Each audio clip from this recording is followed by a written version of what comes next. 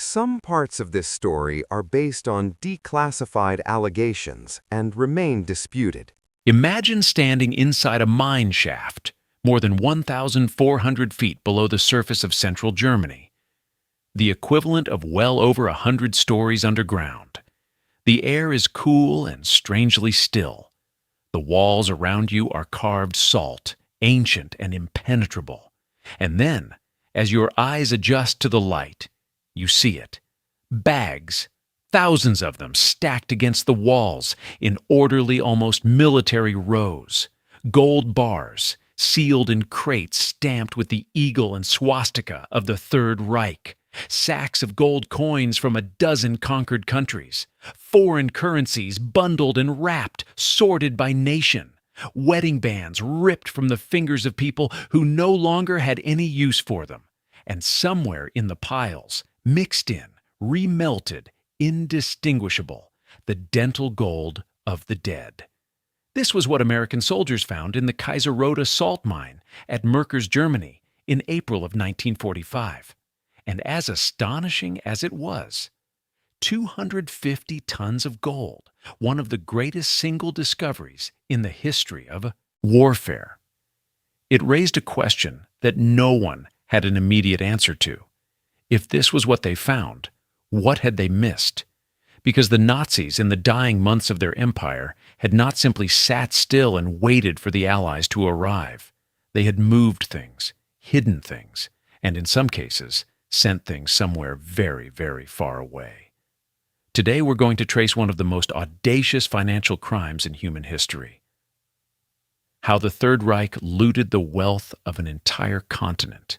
How a portion of that wealth vanished into the shadows of a collapsing empire, and how it may have traveled across an ocean, past Allied warships, and into the vaults and bank accounts of a sympathetic nation that knew exactly what it was receiving and why. This is the story of the Nazi gold that reached South America. Part 1. The Machinery of Theft. To understand where the gold went, we first have to understand where it came from and just how deliberately, systematically, and on what staggering scale the Nazis stole it. When Adolf Hitler rose to power in 1933, Germany was a country still haunted by the economic devastation of the First World War. The hyperinflation of 1923 had destroyed savings overnight. Unemployment had ravaged the working class. Germany's gold reserves were dangerously low. By the mid-1930s, as Hitler's rearmament program accelerated at a breathtaking pace, the strain on German finances became severe.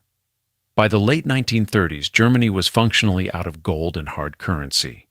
The country had defaulted on its foreign loans and was relying on barter arrangements to keep its trade alive. What happened next was both inevitable and catastrophic for the rest of Europe. In March 1938, Germany annexed Austria. Within hours of the annexation, SS men were dispatched to the Austrian National Bank in Vienna. The gold was loaded onto trucks and taken east to the Reichsbank in Berlin. Austria's entire reserve, approximately 78 metric tons of gold, disappeared into German vaults almost overnight. The following autumn, the Sudetenland was absorbed. Then in March 1939, Czechoslovakia fell. Again, the pattern repeated itself. German forces moved directly to the central bank. The gold was seized. The pattern was so reliable, so consistent, that foreign central bankers across Europe began to take frantic precautions. When Germany invaded Poland in September 1939 and the rest of the war began to unfold, central banks across Europe scrambled to evacuate their reserves, shipping gold to England, to Canada, to the United States for safekeeping. The Belgian government managed to send a large portion of its reserves out of the country, eventually to Africa. The Dutch moved gold by boat. The French loaded trains and sent gold south ahead of the German advance. But not all of it made it out. During the war, Germany expropriated gold from the central banks of occupied nations, totaling an estimated $550 million by wartime values. That figure includes approximately $223 million from Belgium alone and $193 million from the Netherlands. Convert those numbers to 2024 purchasing power, and you're looking at figures measured in billions. And that's before we account for the personal property stolen from millions of individuals across occupied Europe. The SS operated a systematic looting program against Jewish communities, confiscating bank accounts, jewelry, artwork, and real estate. When Jewish people were transported to the death camps, whatever they had managed to bring with them was taken at the gate: suitcases, clothing, shoes, and yes, gold. Gold jewelry, gold coins, gold watches. And in one of the most grotesque financial operations in human history, gold dental fillings were extracted from the bodies of the dead and smelted down into ingots. All of this victim gold flowed into a special account at the Reichsbank under the fictitious name of Max Heiliger, a false identity assigned by SS Chief Heinrich Himmler to launder the proceeds of mass murder through the German banking system. It was mixed with legitimate reserves, recast into bars, stamped with official markings, and indistinguishable from any other gold held by the Reich. By the end of the war, historians estimate the Nazis had amassed gold worth approximately $600 million in 1945 values, an amount that would be worth roughly $19 billion today. Their systematic looting had taken a near-bankrupt nation in 1938 and turned it into one of the most gold-rich entities on the planet. The historian George Tabor, writing in Chasing Gold, put it starkly: without the stolen gold of Europe's central banks, Hitler would have been an insignificant figure in world history. His wars were financed by theft. Much of this gold was spent during the war itself, used to purchase raw materials, weapons components, and strategic goods from neutral nations. Switzerland was the principal conduit. The Swiss National Bank accepted enormous quantities of Reich gold. A 1998 Swiss government commission estimated the total at around $440 million at wartime values, equivalent to approximately $8.5 billion today, of which over half is believed to have been looted. Portugal's gold reserves more than quintupled during the war years, fed largely by German payments for tungsten and other strategic goods. Spain and Turkey were similarly enriched, but as Germany began to lose, slowly at first, then catastrophically, the question of what to do with the remaining gold became urgent. Panic set in, and in the chaos of a dying empire, things began to move. Part 2. The Merkers discovery and what it told the Allies. On the morning of April 6, 1945, 2 days after the village of Merkers had fallen to American forces, 2 French displaced women were walking along a road near the Kaiserroda salt mine. A curfew was in effect, and they were stopped by 2 American military policemen, Private First Class Clyde Harmon and Private First Class Anthony Klein, who were enforcing movement restrictions. One of the women was pregnant and had been trying to find a doctor. The MPs decided to escort them back to safety. On the walk back, they passed the entrance to the Kaiserroda salt mine. They told the escorting soldiers that German gold was stored inside. The MPS passed this information to PFC Richard C. Moots, who spoke German and was able to speak directly with the women.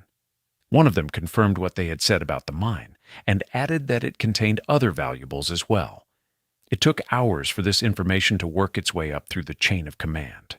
By the time it was confirmed by additional witnesses, including a British prisoner who had worked in the mine, the potential scale of what lay underground had begun to dawn on American commanders. Engineers blasted through a 3-foot-thick brick wall sealing one of the vaults. When they shone their lights inside, what they found was, by any measure, staggering. In a chamber measuring 75 feet wide by 150 feet long, stacked in neat, orderly rows reaching to the rear wall, were 8,198 bars of gold bullion, plus 55 additional boxes of crated bullion. Hundreds of bags held gold and silver coins. There were 1,300 bags of gold Reichsmarks and foreign currency, British pounds, French gold francs, and 711 bags of American $20 gold pieces. Stacked elsewhere were thousands more bags of ordinary Reichsmarks and foreign currency. The gold alone weighed approximately 250 tons, and mixed among the official monetary reserves, the SS loot. The personal property of victims, gold dental work and jewelry, stripped from people before and after their deaths. On April 12th, Generals Eisenhower, Patton, and Omar Bradley visited the mine personally. By all accounts, the three men were visibly shaken by what they found. Patton later described the scene in stark terms in his memoirs. The gold was photographed, inventoried, and transferred to the Reichsbank building in Frankfurt for safekeeping. It was the single largest treasure haul in the history of warfare up to that point. But here was the problem. The Allies had been tracking Nazi financial movements through their intelligence networks, and they had been doing so for over a year through a dedicated program called Operation Safe Haven. They knew how much gold Germany had possessed at the start of the war. They knew how much had been spent on trade with neutral nations. They knew what had been captured at Merkers and at dozens of smaller caches found across Germany and Austria. When they did the arithmetic, the numbers didn't add up. Billions in Nazi-era gold and financial assets remained unaccounted for. Some of it had been laundered through Swiss banks, deposited under false identities, funneled through diplomatic channels into neutral countries. Some had been carried out of Germany by fleeing SS officers stuffed into briefcases and sewn into coat linings. And some, and this is where the trail becomes one of history's most persistent and documented mysteries, may have traveled far further than anyone initially dared to imagine. Part 3. The Financial Labyrinth. Neutral nations assailed the movement of gold. Before we can follow the gold across the Atlantic, we need to understand the infrastructure that made its movement possible. Switzerland sits at the center of this story in a way that is deeply uncomfortable for its self-image as a neutral haven of banking integrity. The Swiss National Bank was the primary financial intermediary through which Nazi gold moved. German gold arrived in Bern and was exchanged for Swiss francs, currency that could be used on international markets to buy the strategic materials Germany desperately needed. The Bergier Commission, an independent panel of Swiss historians and economists whose 1998 report represented a long overdue reckoning, found that the SNB's own governing board knew at an early stage that the gold it was handling had been looted from occupied countries. Attentive citizens, the report noted, could read in the Swiss press exactly where the gold which the Reichsbank was circulating came from. And yet, the gold kept flowing. Spanish banks, Portuguese trading houses, Turkish markets, all of these received Nazi gold. Portugal's gold reserves, as mentioned, expanded by more than 4.5 times during the war. An almost impossible expansion for a neutral country, unless its neutrality included a great deal of cooperation with one side. Spain, under Francisco Franco, maintained a studied neutrality that was anything but neutral in practice. Crucially, several of these neutral nations were also staging posts on the route to South America. Spain, in particular, plays a significant role in this story. When the war ended and former Nazis began desperately searching for exits, Spain provided a first stop. Franco's government was ideologically sympathetic, and Madrid became a staging ground for fugitives. From Spain, routes led to Genoa, to Rome, to neutral ports where ships could be boarded for voyages south. Swiss banks cooperated in another way. According to documents released over decades of investigation, Swiss bankers and businessmen used diplomatic pouches to smuggle Nazi assets to Argentina. A memo from U.S. Treasury Secretary Henry Morgenthau himself, written in 1945, was blunt in its assessment. Argentina is not only a likely refuge for Nazi criminals, but also has been and still is the focal point of Nazi financial and economic activity in the hemisphere. Morgenthau didn't write those words idly. American intelligence had been tracking the flow of German money into Argentina for years. During the war, a German-Argentine millionaire named Ludwig Freude, managing director of the German Overseas Bank in Buenos Aires, a subsidiary of Deutsche Bank, had established contacts with Swiss banks and was coordinating financial flows between Nazi Germany and South America. An investigation ordered by Argentina's own anti-Nazi president Roberto Ortiz had identified 12,000 Nazi sympathizers in Argentina who had contributed what would amount to approximately $40.5 million in today's money to a single account at Schweizerische Kreditanstalt. the Swiss institution that eventually became Credit Suisse. The financial infrastructure was in place long before the war ended, and when the Third Reich began to collapse, someone started using it. Part 4. The ratlines. Building the escape routes. The escape routes known as ratlines didn't materialize overnight. They were constructed over years, through a web of relationships involving former SS officers, sympathetic clergy, corrupt officials, intelligence services, and men who had decided that ideological loyalty outweighed legal obligation. Two primary routes developed largely independently before their operators began to collaborate. The first ran from Germany through Spain, Franco's Spain, where a certain kind of fugitive could move with relative freedom.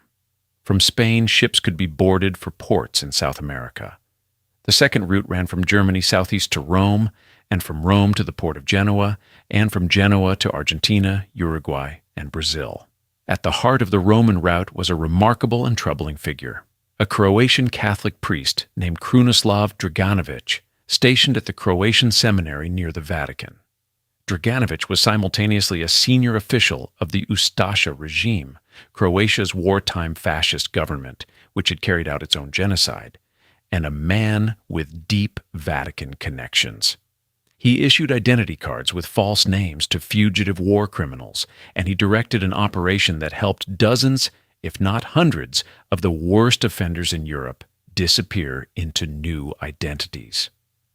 The Ustasha connection is particularly interesting because it introduces another current of stolen gold into this story. When the Croatian puppet state collapsed in May 1945, an estimated $80 million or more in plundered gold and valuables, much of it stolen from Croatian Jews, Serbs, and Roma, disappeared. At least some of it is believed to have made it to Rome, where Draganović and associated networks had access to it. What happened to the bulk of the Croatian treasury after that is one of the genuinely unresolved financial mysteries of the post-war era. In October 1946, U.S. Treasury Department field investigator Emerson Bigelow, then working for the Strategic Services Unit, the post-war successor to the OSS, sent a classified memo to the Director of Monetary Research at the Treasury stating that approximately 200 million Swiss francs had been originally held in the Vatican for safekeeping before being moved towards Spain and Argentina. For context, the report also noted that 350 million Swiss francs in total had been tracked, with 150 million euros having been seized by British authorities at the Austro-Swiss border. That memo, known as the Bigelow Report, was classified for 50 years before being released in 1997. Historians note that the report was based on intelligence sources, not independent verification from Vatican records, and the Holy See has categorically denied any such role. The report's significance lies not in settling the question, but in establishing that, within a year of the war's end, senior American intelligence officials believed the paper trail pointed toward Rome. Whether that belief accurately reflected reality is a question the Vatican's own sealed archives have never been opened to resolve. The Vatican's role in all of this remains contested. The Holy See has consistently denied any knowing participation in the movement of Nazi war criminals or their assets. Some clergy acted out of anti-communist conviction, believing they were helping Catholic anti-communists rather than war criminals. Others appear to have known exactly who they were assisting. Bishop Alois Hudal, an Austrian bishop based in Rome who headed a German-language Catholic institution there, became one of the most active facilitators of Nazi escapes, personally helping notorious figures obtain false papers and safe passage. The extent of official Vatican knowledge of and sanction for his activities remains disputed among historians. The ratlines were also used by American intelligence. Starting in 1947, U.S. Army counterintelligence utilized Draganović's network to help its own assets escape from Soviet-controlled territory. The Allies, by then increasingly consumed by the emerging Cold War, had begun to prioritize containing Soviet power over hunting former Nazis. This shift in priorities had a direct impact on how hard anyone was looking for missing gold. As many as 9,000 Nazi war criminals and their collaborators reportedly escaped to South America. Argentina received perhaps 5,000. Brazil took in between 1,500 and 2,000 more. Chile sheltered between 500 and 1,000. They came carrying false Red Cross documents, forged passports, and, in some cases, considerably more. Part 5. The Two Submarines and the Silence of the Deep. Among the most enduring and genuinely unexplained chapters of this story are the final voyages of two German submarines, U-530 and U-977. Both U-boats surfaced in Argentine waters after Germany had already surrendered. Both had taken far longer to reach Argentina than their range and speed should have required, and both arrived stripped of documents, logs, and key equipment, as if someone had made a deliberate effort to eliminate the record of where they had been and what they had carried. U-530 left the German port of Horten in March 1945. Its stated mission was to operate off the coast of New York. When Germany surrendered on May 8, 1945, U-530 was reportedly somewhere in the Atlantic. Its captain, Oberleutnant Otto Wehrmuth, just 24 years old, made the decision not to follow Admiral Dönitz's order to surrender at the nearest Allied port. Instead, he sailed for Argentina. U-530 arrived at the Argentine naval base at Mar del Plata on July 10, 1945. That was more than 2 months after Germany's surrender. The journey from its last known position to Argentina should have taken perhaps 6 to 8 weeks at most, even traveling underwater on its snorkel to avoid detection. Instead, it had taken significantly longer. When the Argentine Navy boarded U-530, they found something immediately striking. The ship's log was missing. The crew had jettisoned the deck gun overboard. Unusual, because submarines of U-530's class had typically had their deck guns removed by 1943. Yet U-530 apparently still carried one and disposed of it before surrender. The crew carried no identification papers whatsoever. Not one man had a single piece of documentation confirming who he was. Captain Wehrmuth was taken into custody. He was not cooperative. He never explained why the journey had taken so long. He never explained why the log was gone. He never explained the missing identification or the discarded gun. U-977 arrived 5 weeks later, on August 17, 1945, a full 3 months after Germany's surrender. Its captain, Heinz Schäfer, told investigators that the submarine had made a 66-day, completely submerged passage using its snorkel, which would have been at the time the second longest such passage in history. He claimed to have put 16 crew members ashore in Norway before departing, men who wanted to return home, and then sailed the rest of the way to Argentina with a reduced crew. The American interrogation report of the crew, compiled on September 19, 1945, makes no mention whatsoever of a 66-day submerged passage. It describes a very different itinerary, including surface travel and a stop at the Cape Verde Islands.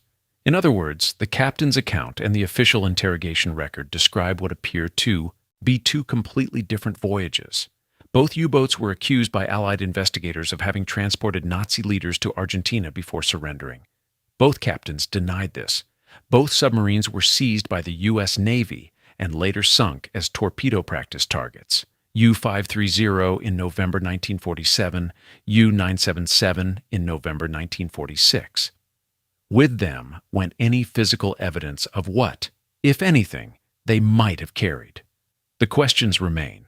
Why did both men disobey direct orders to surrender? In May 1945, the Atlantic Ocean was patrolled by Allied warships and aircraft. Any U-boat that refused surrender orders was considered a pirate vessel and could be attacked on sight. The risk of making that crossing was not trivial. Based on what we know about both voyages, the missing logs, the missing identifications, the implausibly long transit times, it seems reasonable to conclude that these captains had reasons that went beyond personal preference. What those reasons were, and whether they involved gold, passengers, or something else entirely, remains an open question. What we can say with confidence is this: both submarines arrived in Argentina months after the war ended. Both arrived with crucial documentation missing, and both captains gave accounts that their own crew's statements didn't fully corroborate. And in 2025, newly declassified Argentine documents, reported by United Press International, pointed at submarines as the delivery mechanism for a gold bribe, though those documents describe allegations documented by Argentine investigators, not independently verified facts. Whether U-530 and U-977 were the specific vessels involved, no one can say with certainty. But the timing is suggestive, and the questions they left behind have never been satisfactorily answered. Part 6. The Argentine Connection. A country ready to welcome, to understand why South America, and Argentina in particular, became the destination of choice for fleeing Nazis and their assets. You have to understand the political landscape that had been carefully cultivated for years. Argentina under Juan Perón was not simply a country with lax immigration enforcement and a large German-speaking population, though both those things were true. It was a country whose leadership had made a deliberate political calculation to welcome the remnants of a defeated fascist empire. Perón had spent 2 years in Mussolini's Italy before the war, serving as part of Argentina's military mission in Rome from 1939 to 1941. He openly admired the fascist systems he observed: Mussolini's mobilization of labor, the military discipline, the cult of the state. When he returned to Argentina, those sympathies returned with him. In June 1943, a coup brought a pro-fascist military government to power in Buenos Aires. Juan Perón was part of it. In May 1943, months before the coup, SS functionary Walter Schellenberg had secured a secret agreement with the Argentine military that excluded Nazis from arrest in Argentina and established a formal diplomatic pouch exchange system between the two regimes. Argentina had, in effect, agreed to provide official protection for German intelligence assets before the war had even ended. When Perón himself became president in 1946, he appointed a man named Santiago Peralta, a committed anti-Semite, as his immigration commissioner, and he appointed the son of German-Argentine banker Ludwig Freude, Rodolfo Freude, as the head of Argentina's first intelligence bureau. These were not coincidental choices. Rodolfo Freude was Perón's private secretary and de facto spy master, and both he and his father were deeply embedded in the financial networks that moved Nazi money into South American accounts. According to documents uncovered by investigative journalist Uki Gonyi, whose landmark 2002 book, The Real Odessa, drew on years of archival research across multiple countries, a secret office was established in the presidential palace in Buenos Aires in 1946, run by former SS captain Carlos Fuldner, whose explicit purpose was to organize the reception and settlement of European war criminals. Fuldner operated from bases in Madrid and Genoa before shifting his center of operations to Buenos Aires itself. Perón later admitted, near the end of his life, that he had helped as many Nazi officials as possible to reach Argentina, a policy he defended as a reaction to the Nuremberg trials, which he publicly referred to as a disgrace. Argentine consulates in Italy, under direct orders from Buenos Aires, were stamping the passports of known Nazi war criminals with tourist visas. Rodolfo Freude coordinated the paperwork, the identity documents, and the financial arrangements. A welcoming committee in Buenos Aires met the ships as they docked. When SS Obersturmbannführer Otto Skorzeny, known as Scarface for a prominent dueling scar across his left cheek, and celebrated as Hitler's most daring commando, escaped. From Allied detention in 1948, he moved first to Spain and then made multiple trips to Argentina. Skorzeny served for a period as a bodyguard to Eva Peron herself, a connection documented in intelligence records. He was also reportedly a key figure in an organization called Die Spinne, or the Spider, though historians debate whether this was a formal organization or a loose network, which is said to have used funds looted from the Reichsbank to finance the escape and resettlement of former SS men in South America. Whether or not Die Spinne existed in a formal sense, the financial mechanism it allegedly described, Nazi funds being used to move people and money, is consistent with what declassified documents from multiple countries have since confirmed in broad outline. What emerged in Argentina was not simply a refuge. It was a carefully constructed haven, financed partly by money that had once belonged to the murdered Jews of Europe, maintained by a government that knew exactly what it was doing and protected for decades by official silence. Part 7. Evita's Tour and the $200 million question. On June 6, 1947, the woman the world knew as Evita, Eva Perón, the glamorous former actress who had become Argentina's charismatic first lady, departed Buenos Aires for a glittering European tour. The official purpose was cultural and diplomatic, strengthening ties with Spain, meeting the Pope, burnishing Argentina's image on the world stage. The itinerary was striking. In Madrid, Evita met with Francisco Franco and was received with enormous ceremony.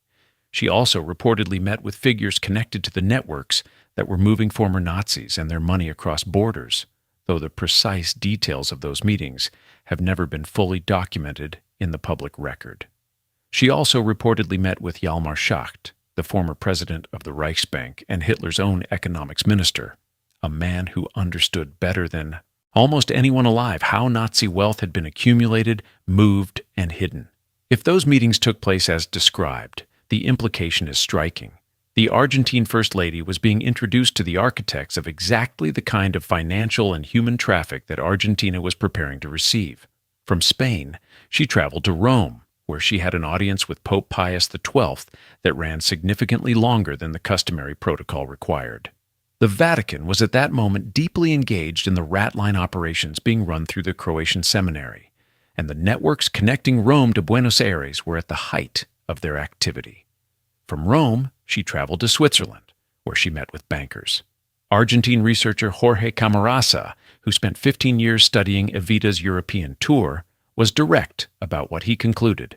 The trip laid the groundwork for the arrival of Nazi war criminals and their assets in Argentina. He found no single smoking gun document proving that money changed hands with Evita as the intermediary, but he found what he described as many indications. Those indications became significantly more concrete in April 2025 when Argentine President Javier Milei's government, under pressure from the Simon Wiesenthal Center, the United States Senate Judiciary Committee, and international researchers, declassified and released more than 1,850 documents from Argentina's General Archive. These files, compiled primarily from the late 1950s through the 1980s, detailed Argentina's efforts to track and verify the presence of Nazi war criminals on its territory. And within those documents, buried in the bureaucratic language of intelligence reports, was a revelation. In May 2025, United Press International reported on the document's contents. Declassified files indicate that Nazi war criminals may have bribed Perón's government with as much as $200 million in gold, some of which, the files allege, was delivered via German submarine to Argentina's southern coast and then turned over to Eva Perón directly. The money was subsequently handled, according to the documents, by a network of German bankers with deep connections to the Perón government, including Rodolfo Freud, the president's own intelligence chief and private secretary. At the same time as the main archive was released, workers at Argentina's Supreme Court discovered 83 sealed boxes that had been stored in the court's basement, apparently for decades. Inside were Third Reich materials, propaganda, documents, organizational records of unknown origin and uncertain significance. The Argentine government ordered a full survey of all the materials before their public release. The picture that emerges is not one of a simple cash transaction. It is of a sustained, organized, financially sophisticated operation that ran for years, moved enormous sums, and involved senior government figures on both sides of the Atlantic. Part 8. Life in the New World. When we think about Nazi war criminals in South America, the images we reach for tend toward the dramatic. Shadowy figures with false names and forged papers, living in constant fear of discovery. The reality was often far more comfortable than that. Adolf Eichmann, one of the principal architects of the Holocaust, arrived in Argentina in 1950 under the name Ricardo Clement. He initially found work in Tucumán province, working for a government contractor. He sent for his wife and children in 1952, and the family eventually relocated to Buenos Aires, where Eichmann found employment at a Mercedes-Benz factory, rising to a department head position. They built a house in the San Fernando district of Buenos Aires. It was not a large or luxurious house. In fact, Mossad director Isser Harel later noted that when his agents first surveilled what they believed to be Eichmann's address in 1958, the neighborhood was so modest they nearly dismissed it as wrong. The wretched little house could in no way be reconciled with our picture of the life of an SS officer of Eichmann's rank, Harel wrote, because the assumption at the time was that prominent Nazi fugitives had escaped with considerable wealth. With Eichmann, at least, that assumption was wrong. He had lived comparatively modestly. The same could not be said of everyone. Among the German expatriate community in Buenos Aires, wealth appeared almost mysteriously. New companies formed seemingly overnight. Land in Patagonia and the Pampa was purchased for cash. American embassy memos from 1945, now declassified, estimated German assets already in Argentina at more than 1 billion pesos, equivalent to roughly $10 billion today. What portion of that reflected newly arrived Nazi wealth versus long-established German business interests is by design difficult to untangle. Joseph Mengele, the SS doctor who had conducted grotesque experiments on prisoners at Auschwitz and personally selected hundreds of thousands for the gas chambers, arrived in Argentina in 1949 under the false name Helmut Greger, aided by a network of Nazi smugglers with connections to the Perón government. Once settled in Argentina, he fitted into the German community and with remarkable confidence reclaimed his real name by the mid-1950s, applying for a passport at the German embassy in Buenos Aires in 1959 under his own identity. Argentina refused a West German extradition request that same year. Only then, sensing that the political climate was shifting and hearing of Eichmann's arrest in 1960, did Mengele flee, first to Paraguay, then to Brazil, where he died in 1979. SS officer Erich Priebke, who had overseen the massacre of 335 civilians in Rome in 1944, settled in the Patagonian town of Bariloche. He ran a delicatessen. He served as the head of the local German school's parents' association. He attended civic events. He lived openly for decades. When an American journalist tracked him down in 1994, he invited her in for a chat. He was arrested, returned to Italy convicted, and died under house arrest in 2013. Eichmann was captured in May 1960 by a Mossad team that had spent months meticulously tracking his movements before snatching him from the street near his home. He was smuggled out of Argentina aboard an El Al flight, tried in Jerusalem on 15 counts including crimes against humanity and crimes against the Jewish people, found guilty, and hanged on May 31st, 1962. His body was cremated and his ashes scattered at sea outside Israeli territorial waters so they would not contaminate Israeli soil. Argentina demanded his return. Israel refused. The diplomatic dispute revealed how deeply the Argentine government had been invested in protecting these men. The Argentine government's own commission, established in the mid-1990s under President Carlos Menem to investigate the country's Nazi past, initially claimed that Argentina had sheltered only 150 to 180 war criminals. The Simon Wiesenthal Center dismissed this figure as absurdly low and pointed out that the commission had conspicuously avoided any investigation of gold deposits into Argentina's central bank. Argentine investigative journalist Uki Goni, whose 2002 book The Real Odessa drew on years of archival research across multiple countries, spent 5 months posing as a genealogist to covertly access immigration records at Argentina's immigration office. He found entries corresponding to files for Eichmann, Priebke, Mengele, and many others. When he broke his cover and tried to formally request those files, archivists became hostile and uncooperative. One of them later met him secretly in a park across the street from the archive and told him what had happened. In 1996, Peronists fearing exposure had taken most of the key immigration files to the riverbank and burned them. Part 9. Operation Safe Haven and the Hunt That Fell Short. Even as the war was ending, the Allies had anticipated the problem of vanishing Nazi wealth and had tried to build a framework to address it.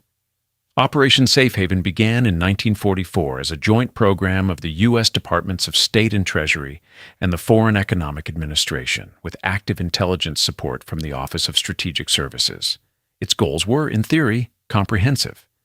Identify Nazi assets moving out of Germany, pressure neutral nations to freeze those assets, and after the war, locate, recover, and return them to the rightful owners. In practice, Safe Haven ran into obstacles almost immediately. Switzerland was the most important target and also the most resistant. Swiss banking law protected account anonymity with an almost religious fervor. Swiss negotiators at post-war conferences were, by multiple accounts, skilled at delay, deflection, and exploiting Allied disagreements. When the Allies finally reached a settlement with Switzerland in 1946, the Swiss agreed to transfer 250 million Swiss francs, roughly $58 million in gold. That was a fraction of the estimated $316 million in looted gold the Swiss National Bank alone had received from the Reichsbank. The negotiations with other neutral nations yielded similarly limited results. Portugal's gold reserves had expanded enormously during the war, fed largely by German payments, but Lisbon proved stubbornly resistant to returning more than a token amount. Spain turned over a tiny fraction of the Nazi gold that had passed through its financial system, and Argentina was barely engaged at all. The State Department's own study, released in 1997, listed Allied negotiations with Argentina as a section heading. But the substance of those negotiations was minimal. Argentina had been more resistant to Allied pressure than almost any other country. Its government had actively facilitated the movement of Nazi assets and people into its territory, and it had no incentive to cooperate with investigations that might expose those activities. Meanwhile, the Cold War was beginning, and American priorities were shifting dramatically. The Soviet Union was now the primary concern. Former Nazis who were anti-communist, which most of them were fervently, were increasingly viewed as potential assets rather than enemies. The intelligence agencies that had been tasked with hunting Nazi criminals found themselves, in some cases, actively using those same networks for other purposes. Klaus Barbie, the Gestapo chief of Lyon who had been responsible for the torture and murder of thousands, was in American intelligence custody in occupied Austria. Rather than being prosecuted, he was smuggled to South America via Draganovich's ratline, the same ratline that was moving former SS men the other direction. By the time serious investigative attention returned to the question of Nazi gold and assets in the late 1990s, prompted partly by the discovery of dormant Holocaust-era accounts in Swiss banks and partly by the work of organizations like the World Jewish Congress and the Simon Wiesenthal Center, the trail was 50 years old. Records had been destroyed. Witnesses had died. The gold had been melted, laundered, invested, and distributed until its origins were almost impossible to trace.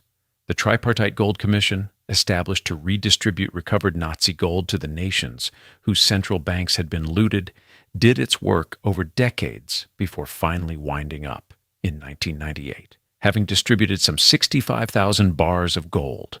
But it was clear by then that a significant portion of what had been taken, what had been looted from governments and stripped from the bodies of the dead, was simply gone. Part 10. The Vaults Open. What Argentina's 2025 documents revealed. In early 2025, Argentine President Javier Milei met with representatives from the Simon Wiesenthal Center at a time when the organization was pressing for cooperation in an investigation of Credit Suisse and its predecessor banks, institutions suspected of having held undisclosed Nazi-era accounts for decades. Milei agreed to declassify the archives. In April 2025, Argentina's General Archive published online more than 1,850 documents that had previously been available only for in-person viewing at the Buenos Aires Archive building. Many of these files had first been declassified in 1992, when Argentina's Ministry of Foreign Affairs released some 139,000 documents. But that earlier release had received little international attention, and the files remained essentially inaccessible to most researchers. The 2025 release was different. The documents were digitized, organized into 7 thematic files, and made freely available for download. Researchers around the world could, for the first time, read Argentina's own internal records of how it had tracked the Nazi criminals living on its soil, the investigations, the surveillance reports, the intelligence assessments compiled over 3 decades. What emerged was a picture both damning and incomplete. The files confirmed what historians had long suspected. The arrival of Nazi war criminals in Argentina was not a series of isolated events or individual decisions, but an organized, government-facilitated program. They tracked the movements of Adolf Eichmann, Josef Mengele, Ante Pavelic, Martin Bormann, and scores of lesser-known figures. They documented Argentine police investigations, some apparently genuine, others suspiciously thorough in the way they exonerated the people they were nominally investigating. And they contained the claim that would generate the most attention, the suggestion that Nazi war criminals may have paid as much as $200 million in gold bribes to secure their protection, delivered at least in part by German submarine to Argentina's southern coast, where the gold was delivered to Eva Perón herself. These claims, it must be said, are documented in intelligence files. They are what investigators believed or were told, not necessarily verified historical fact. The Argentine government's own assessment of the Mengele-era document release was careful in its language. Argentina's cabinet chief Guillermo Franco stated simply that there is no reason to continue withholding that information, and it is no longer in the interest of the Republic of Argentina to keep such secrets. Alongside the archive release came the discovery of those 83 sealed boxes in the Supreme Court basement, Nazi-era materials whose full contents had not yet been cataloged when this script was researched. Whatever is in those boxes may add more details or may prove largely administrative, but their existence is itself telling. Documents of the Third Reich, sealed in a Buenos Aires courthouse, sitting in a basement for perhaps 80 years. Harley Lipman, a member of the U.S. Commission that worked to promote the archive's release, put the central question simply: what happened to the U-boats loaded with Nazi gold brought to the country and given to the authorities? It is a question that Argentina held the answer to for a long time. Whether the newly released documents bring us fully to that answer is something historians and investigators are still working to determine. Part 11. The architecture of silence and what we still don't know. We have to be honest about the limits of what we know. We know that the Nazis looted an enormous quantity of gold and the other assets from across occupied Europe, on a scale that in today's values would be measured in tens of billions of dollars. We know that a significant portion of this gold was spent financing the war through trade with neutral nations. We know that some portion found its way into private Swiss accounts, Vatican-adjacent financial structures, and other repositories. We know that billions of dollars in Nazi-era gold and assets remained unaccounted for after the war. We know that Argentina became a deliberate sanctuary for thousands of Nazi war criminals, arranged at the highest levels of its government, and that this arrangement almost certainly involved some form of financial payment. We know that the Freude family, Ludwig and Rodolfo, played central roles in coordinating both the financial and logistical aspects of this operation. We know that Eva Perón traveled to Europe in 1947 and met with figures deeply embedded in the networks that were simultaneously moving both people and money. We know that U-530 and U-977 made unexplained journeys to Argentina months after the war ended, arriving with missing logs, missing identification, and unanswered questions that their captains never satisfactorily resolved.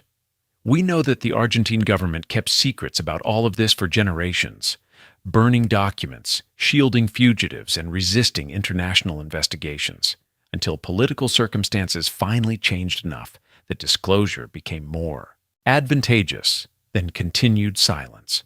What we don't know is the precise quantity of gold that actually made it to South America.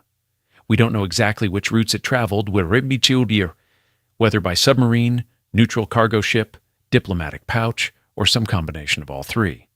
We don't know with certainty whether U-530, U-977, or other unidentified submarines made secret deliveries before surrendering. We don't know the full extent of the financial networks that received and distributed whatever arrived, and we don't know where the money ultimately went. Some of it certainly was used to fund the resettlement of former war criminals, forged identities, housing, business ventures, and the cost of maintaining the organizational structures that continued to operate in South America for years after the war. Some of it likely found its way into Argentine banking institutions, mingled with legitimate funds and rendered essentially untraceable over decades of investment and reinvestment. Some of it perhaps still sits in vaults or safe deposit boxes under names that no living person can connect to the gold bars stamped with Reichsbank markings that were placed inside them. The historian's task, and it is very much an ongoing one, is not to accept the most dramatic version of events simply because it is dramatic, but to follow the documentary trail wherever it leads. And that trail, 75 years after the end of the war and counting, still has passages that remain unexplored. Part 12. Why it still matters. It would be tempting to treat this as a closed chapter. The war ended in 1945. The major perpetrators, those who were caught, were tried. The gold that was recovered was redistributed. The fugitives died in Patagonian ranches and Brazilian towns and Buenos Aires suburbs. What difference does it make now? It matters for several reasons, none of them trivial. The unaccounted for gold represents property stolen from real people, jewelry worn by real women on real days, coins saved by families over generations, wedding bands, the most personal of objects, stripped from fingers before bodies were burned. The idea that this property remains somewhere converted and laundered but materially present, and that its rightful heirs receive nothing, is not merely a historical curiosity. There are living descendants of Holocaust victims who are the rightful owners of whatever remains of those assets. The institutions that facilitated these transfers, Swiss banks, South American financial entities, potentially the Vatican Bank, are in many cases still operating today. The question of their liability, their obligation to account for what passed through their books, is a legal and moral one that has not been fully resolved. Credit Suisse was only acquired by UBS in 2023 after its own collapse, and the Simon Wiesenthal Center's investigation into its Nazi-era accounts was still ongoing at the time of the 2025 Argentine document release. The networks themselves, the connections between extreme nationalism, state corruption, and the willingness of powerful institutions to look the other way, are not unique to 1945. Every generation confronts, in some form, the question of what happens to accountability when powerful people decide that their interests are better served by silence. And there is this: the story is not finished. Argentina's 2025 document release was significant, but it opened more questions than it closed.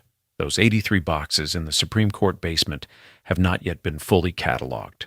Vatican archives remain restricted to researchers in ways that still shield key records from public view. Swiss banking records from the Nazi era are subject to ongoing litigation. The last gold distributed by the Tripartite Gold Commission left the vaults only in 1998, within living memory of many people watching this right now. The history of what the Nazis stole and where it went is still being written. And somewhere, in a digital archive newly made public in Buenos Aires, in a sealed box in a courthouse basement, in a Swiss bank account that has never been publicly connected to its true origins, there are pieces of that story still waiting to be found. Conclusion. The Second World War ended in 1945, but the wealth it generated through theft, the staggering systematic looting of an entire continent, did not simply disappear when the guns fell silent. Some of it was found in a salt mine in central Germany, where American soldiers stood open-mouthed before 250 tons of gold bars in April of 1945. Some of it was recovered through years of painstaking negotiation and financial investigation.